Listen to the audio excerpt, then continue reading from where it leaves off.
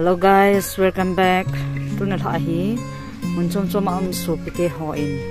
hosung thu le la hi lo le hosung din mon ti ho hi a hi mun ji je wa chu tu ha hi hosung a hi tu lai ta hi lampi simon koila sa sun lai ta hin e chi ta bang ham mai lo le e chan phau tam ti hi request sam pi on ja chu blok chon cha ka in golden hi in anat veo hi tin lampi bang hoi be se pun hi zong le gel pha lo ki mai le masam to te ni nga ta bang koilas ko sunga hun jing hi lam dang jong hi in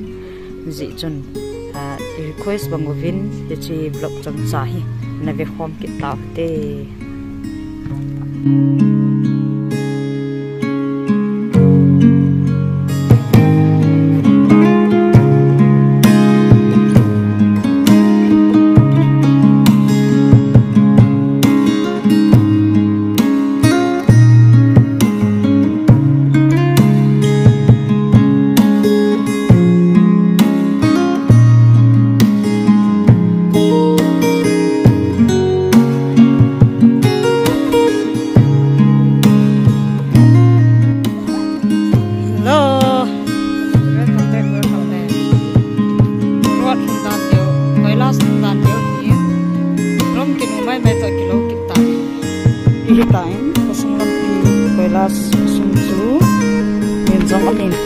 hồi sống hồi bị buồn hi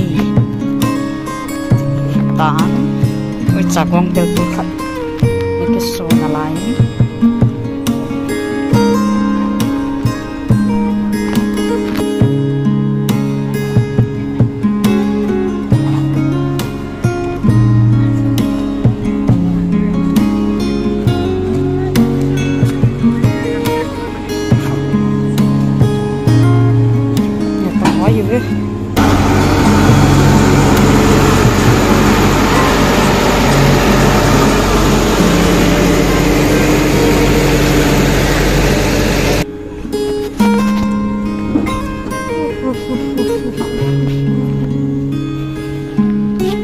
post up.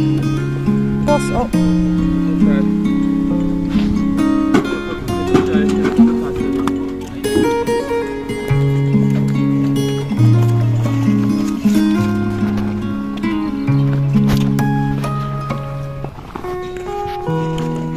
Chị ấy tao này.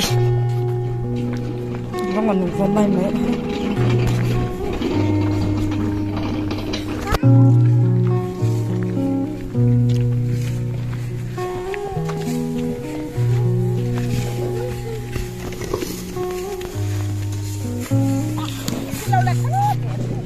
Hello guys, đầm mùi nam, cho lại hiện lệ ngoài ăn lon đi không kêu he, chị, tại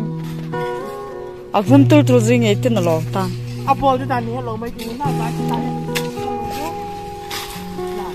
Em bỏ thắt đi khát về, sát thế nó lo về. Bỏ đâu. Cho nên ngắt tiền đi khuyên tội là thầm khó đan lẩu hi lá ta hi tui khai hen nó tông họ tui đón đã khai pi hòn he nó tông họ đã thủng pha vào ý cái đó này nó tông họ tui đón nên nó khai hòn à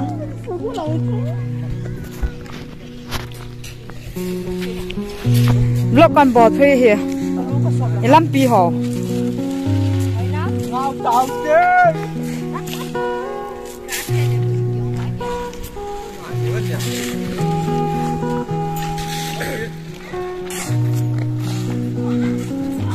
lên ngồi lọ họ gặp lộc vào kho lai ta mê tí đại cái son mò cả lai na chị ấy ta này mà họ lôi lên ngồi ăn lò vào làm pion sa gì cho na ăn sườn độ lâu là tua vang có phải lấy tiền gì nô thiệt mình tôi này đi làm cái lên ngồi ít tiền hi ít biết gì vậy bèo sát thì vẫn bèo sát là tiểu không, đã tụi mình không kê hiền, nếu có tháp free cho lòng thì cái này thế nào, nếu có tháp free này lại trả cái bộ đó ha, chỉ là ngà số pi tê họ rong hạ pan thế đàn đàn khu cái đấy ni sa rong lùm con trái tai bé vì nè cái chuyện ta bị đã hỉ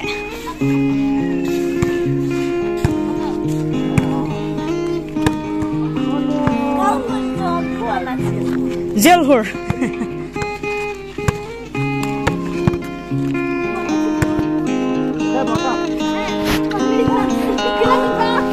Tabum sisera kitin hot sala do kan tab.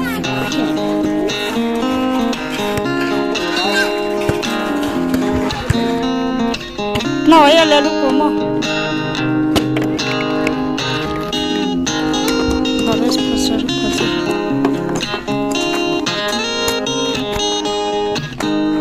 Lăng hết chú chung thủ xuống lại tổ vẫn hết ngày nay làm dân sợ làm dơ cho chúng ta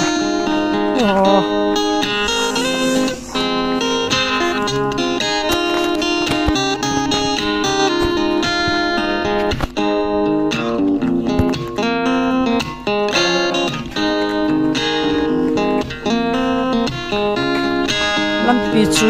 trong phật an điện là chúng bàn để